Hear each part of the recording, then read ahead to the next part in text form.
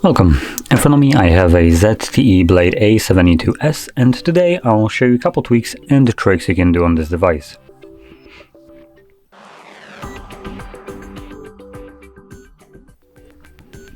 So, to get started, we're going to open up Settings, and we're going to begin by navigating into the home screen right over here, where we'll find one of the things that I like to change on my devices, which is the icon layout. Now, by default, it's always set to something like in the middle, but we can all increase it to 5x6, as it's possible right here, which, give it a second, and it will then shift how many icons can fit on the screen, clamping them up a little bit closer. So for some people, this might not be what they're looking for, because it will be a little bit more claustrophobic, a lot more clutter on the screen, as you can see probably right over here. But I just like personally like how close the apps are, and also the fact that it shrinks them a little bit, so it does give it a nicer look, in my opinion. Now in here we also have things like the what do we have right here? Actually, I never actually looked into it. So we have home screen badge apps icons. So this just allows you to change what the basically when you have a notification, it shows you this dot. You can change it to, for instance, a number. So this gives you a little bit more info. We have some app autofill empty, space, that's just for the home screen. I don't really care for that one. One important one is the home screen mode. So that's something that people might want to change. So we have drawer mode. I believe this is a default one. What it does is basically allows you to change between the drawer mode is basically the ability to pull out all the apps by swiping up. While what is the other one? The standard mode is just a kind of like an iPhone-esque looking home screen, where you basically have all your apps smack in the middle of the home screen. I personally don't like that. It makes it super cluttery. So imagine that all these apps are just always on your home screen. It's not necessarily the cleanest thing, so I do prefer the drawer. But if you want to change it, obviously you have the option in there. Now moving on to the next option, it's going to be the personalization. So it's right above the home screen. And here we have a couple different things that we can customize. Now, I don't really have anything like downloaded on the device to showcase this, but as an example, under icons, you can change the shape of them. And if you have additional icon packs, you can change them right here as well. Then we have colors. This allows you to change the color scheme of things like the toggled on switches right here, and also how the bubbles are on messages and so on appear, in what color they appear more precisely. So you can change it right down here. And then also you can change the shape of the toggles if you want to. From there, just make sure that you always apply it for the changes to actually take place.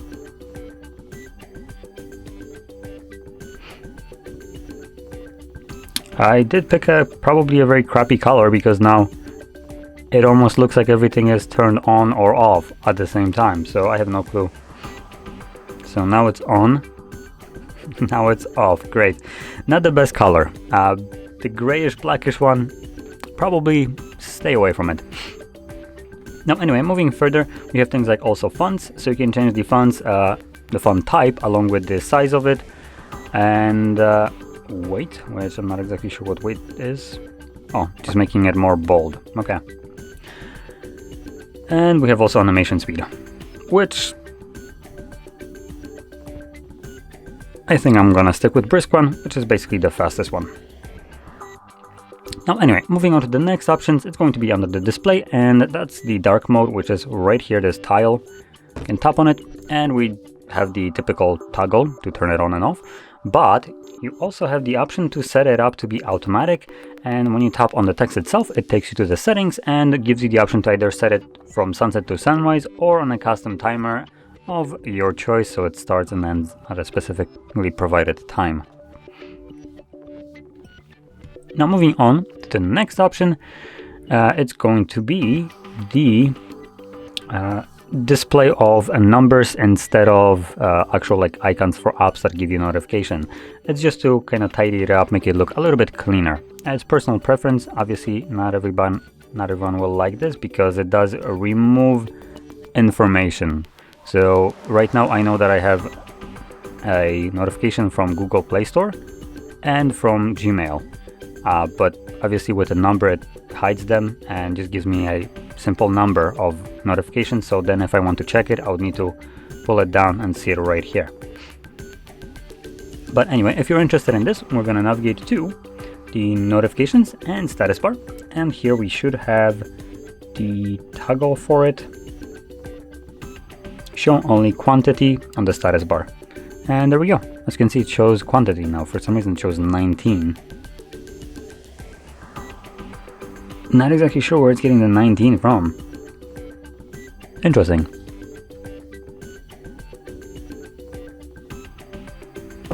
Maybe it was just bugged. Hopefully next time it's going to show a correct number.